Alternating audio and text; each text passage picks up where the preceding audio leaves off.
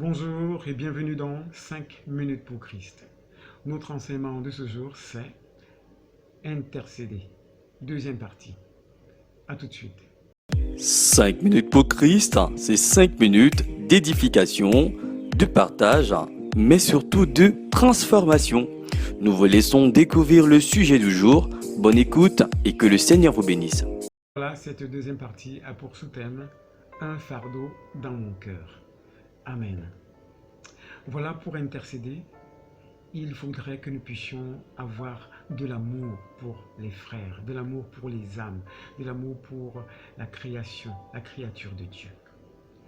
C'est pour cela que nous avons vu dans la première vidéo le bien fondé de l'intercession.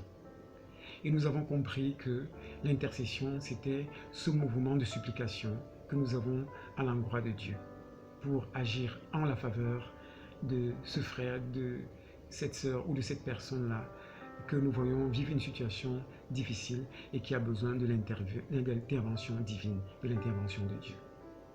Aujourd'hui, le Seigneur veut pousser loin cet amour pour les autres dans l'intercession et voudrait nous faire savoir que notre cœur compte dans cette affaire. C'est pour cela que nous allons parler de deux personnages, Paul, celui du Nouveau Testament, et Moïse dans l'Ancien Testament. Et en ce qui concerne Paul, nous allons lire Romains 10, verset 1 qui dit « Frères, le vœu de mon cœur et ma prière à Dieu pour eux, c'est qu'ils soient sauvés. Amen. » Voilà, c'est le vœu du cœur de Paul. Il veut que ses frères soient sauvés, c'est-à-dire qu'ils connaissent Jésus-Christ afin d'échapper à l'enfer. Et pourquoi le vœu du cœur de Paul était ainsi? C'est parce qu'il avait un regard braqué autour de lui. Et il savait que le souci, la préoccupation première de Dieu, c'était celle de voir tous les hommes être sauvés et d'échapper à l'enfer.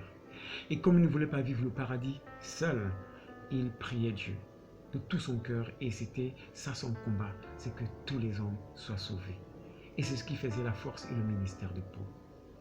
Le Seigneur voudrait également nous enseigner par ce témoignage de Paul que nous aussi, nous devons avoir le regard porté autour de nous, des membres de nos familles, de nos frères, de nos sœurs, qui se trouvent dans des situations où nous sentons qu'il est important pour nous d'élever la voix, afin que ces frères et ces sœurs et ces connaissances que nous avons puissent sortir de ces situations ténébreuses pour entrer dans la lumière de l'Éternel. Il y a également notre personnage qui me parle, c'est celui de Moïse. Et pour cela, nous allons lire Nombre au chapitre 11, versets 1 à 2, qui dit « Le peuple murmura, et cela déplut aux oreilles de l'Éternel. Lorsque l'Éternel l'entendit, sa colère s'enflamma, le feu de l'Éternel s'alluma parmi eux et dévora l'extrémité du camp. Le peuple cria à Moïse, Moïse pria l'Éternel, et le feu s'arrêta.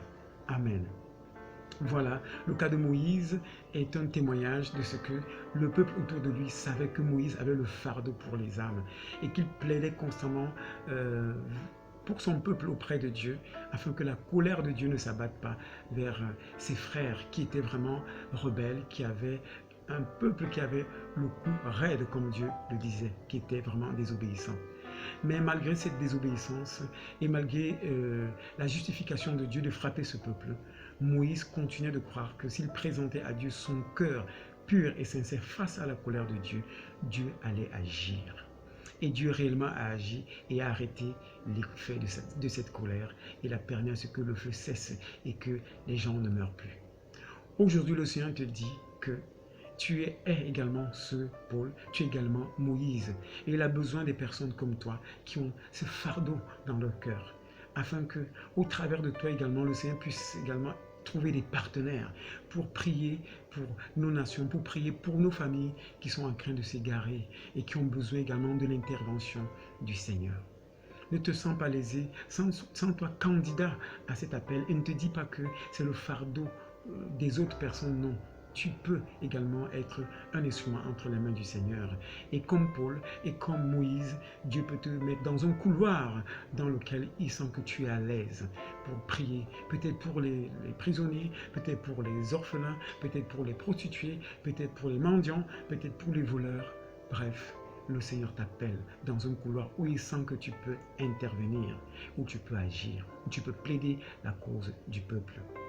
Bien évidemment, le Seigneur demande de prier pour tous les hommes afin que tous les hommes soient sauvés.